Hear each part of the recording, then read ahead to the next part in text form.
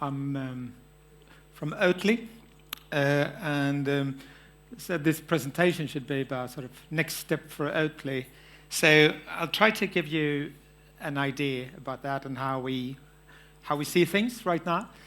But before we do that, I thought it could be good to give you like a short background, some context, because I think that will make the rest a bit more interesting. So it will be super fast.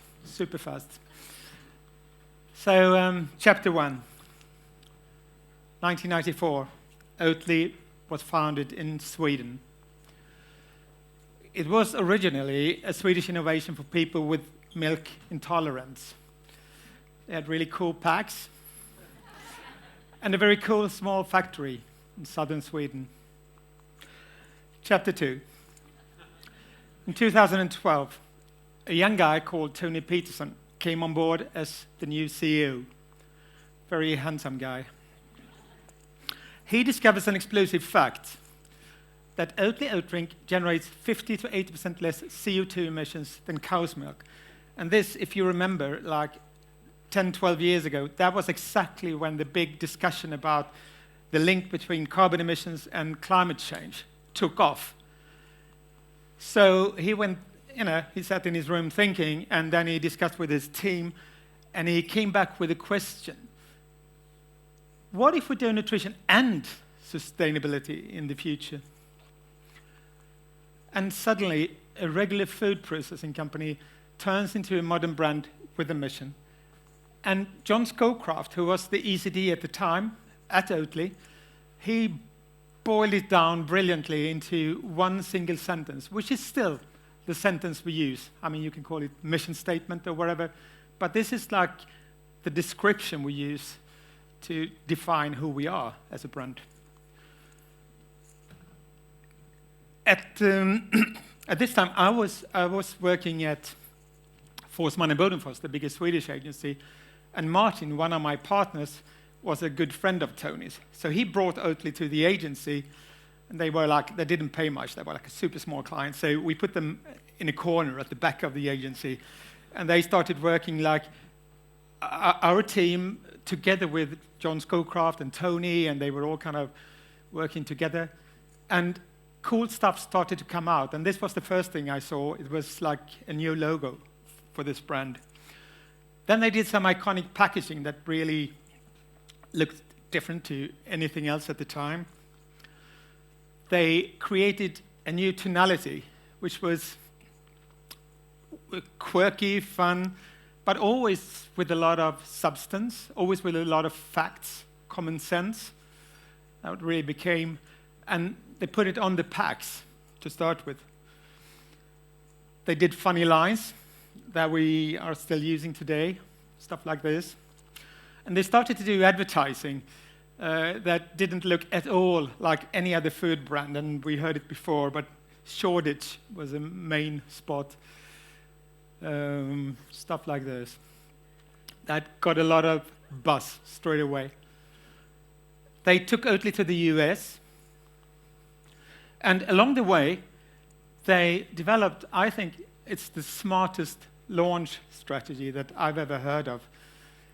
And this was at the time when, specialty coffee, this kind of nerdy coffee shops, really exploded all over the place. Cool, high-end coffee shops in all the coolest neighborhoods in London and Stockholm, Copenhagen, Berlin, New York, all over.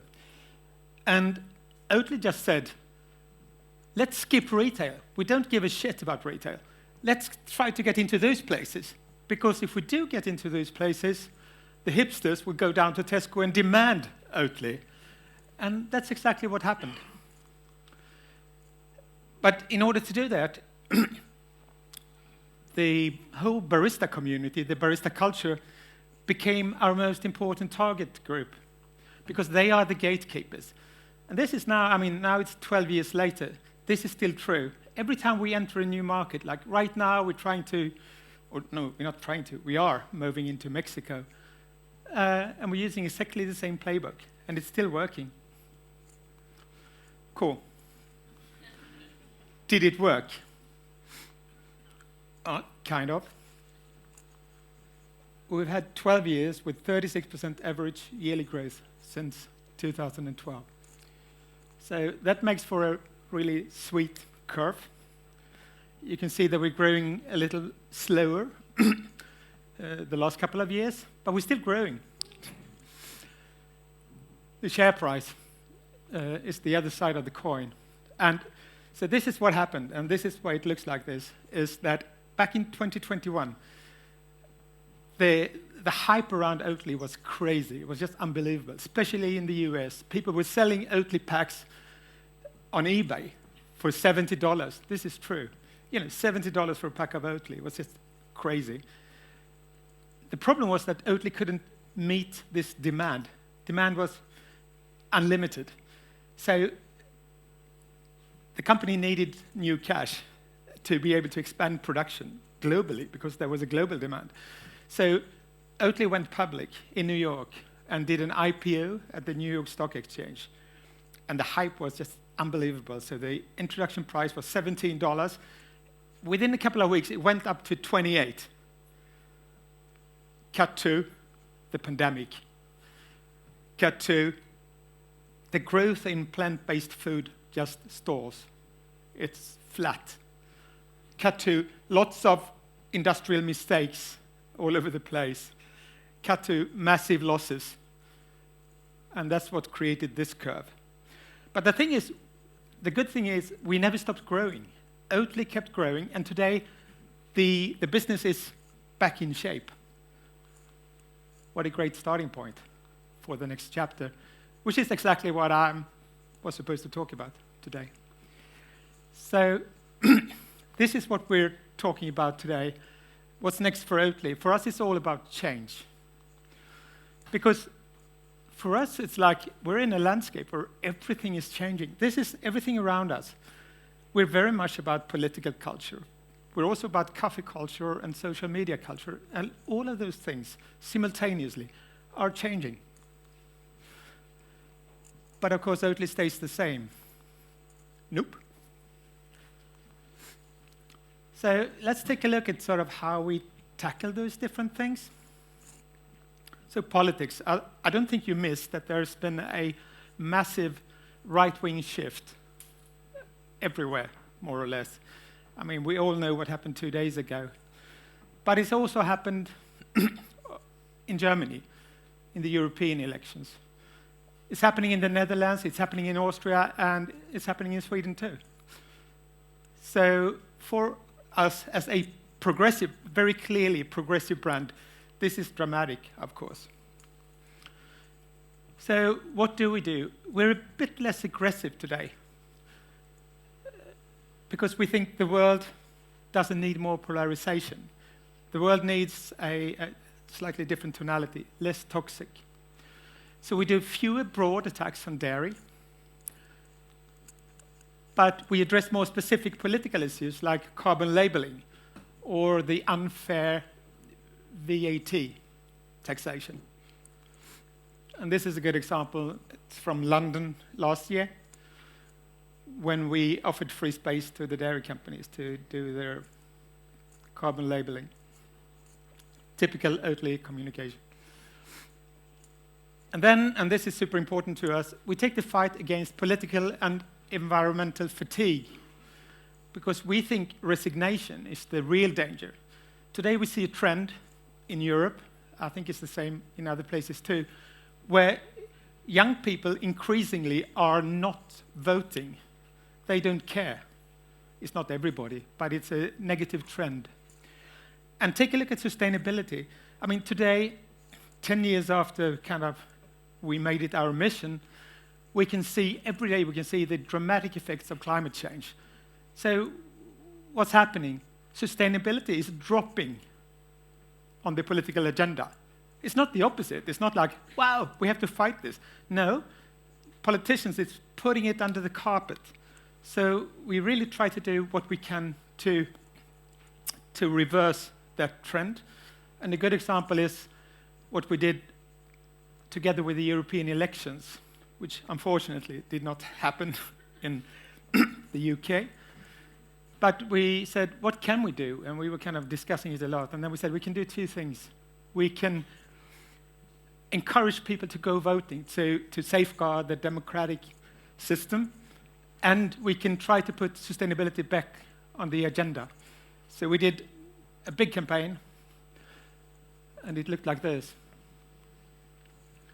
And I think it's the European headquarters in the background in Brussels.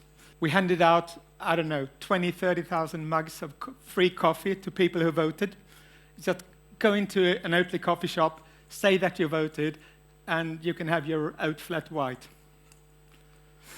We did a lot of social media, and we did a big collab with Patagonia, who is a brand who shares our concern about what's going on right now. Okay, second thing, coffee. Like I said before, coffee is in the OATLY DNA. But the thing is, coffee is not about flat white anymore.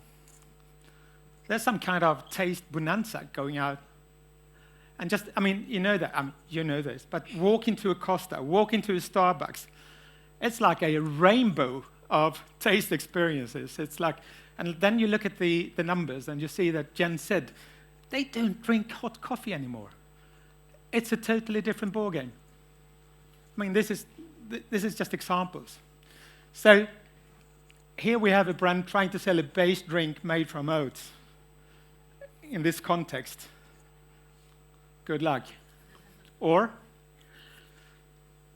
an interesting thing is that we was talking about during the spring more and more was this fact that when I speak to my friends, and most of them drink OATLY, and I always ask them, why do you drink OATLY? And most of the time they say, because I like the taste. And I kind of go, anything else? No. Not once did I get the answer, I drink OATLY because I want to save the world. And we thought this was kind of interesting. So, beginning of the summer in Germany, we did a big blind test. And we gave people, this was kind of a big test, statistically correct. So we gave people 2 identical mugs with coffee. And people thought they were testing different coffees. But in fact, the coffee was the same. And in one of them, it was a splash of cow's milk. And then in the other one, it was a splash of OATLY. And, surprise, 53% preferred OATLY. And why is this so interesting? It's so interesting because our penetration in Germany is between 7 and 8%. So basically, 45% of the German population is wasting their life on a second-best taste experience. So in other words, we're not the second-best alternative to milk anymore. And this is, for us, is dramatic because it's been internally since the start, it's been like, we're the best milk alternative. But this is like, we're not the milk alternative. We're the best taste. And that's a revolution. So, to sum it all up, we're fucking OATLY. OATLY tastes like OATLY, and that's great. OATLY is the ultimate base in thousands of exciting taste experiences. So if you want it to taste really good, choose OATLY.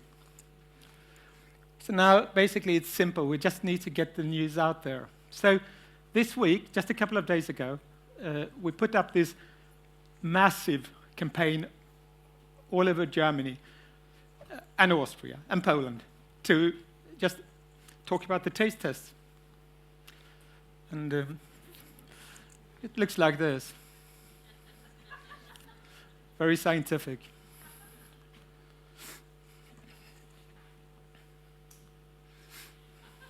Well, tea, if you look at it, is a taste experience too, at least here in England. So, like a month ago or something like that, we decided to talk about tasting tea, which is a bit, think about it, it's a bit controversial. It's like this Swedish brand coming to England to teach you how to drink tea. So you need to be a little bit humble about it. So we decided it's a very straight message, but to make it a bit more humble, we added this little line at the bottom where kind of you could interact with WhatsApp, a number. And I thought nobody will do that, but it's kind of, it looks nice. It adds some depth to it. And then we did the campaign. It was pretty big. And we also said that if people, I mean, we didn't think so, but if people interact with the WhatsApp number, there should be some kind of reward, because it's kind of an extreme thing to do. You see a small WhatsApp number and you take the time to kind of connect about oat milk in tea. So, and I said, I give you a bet, and I say we get 150 people doing that. But after 2 days, we had 20,000 people requesting this mug, and then the whole fucking system just broke down. After 1 week, we had 84,000 people applying for those mugs. And Rob is here in the front row. It almost killed him. We also do some films.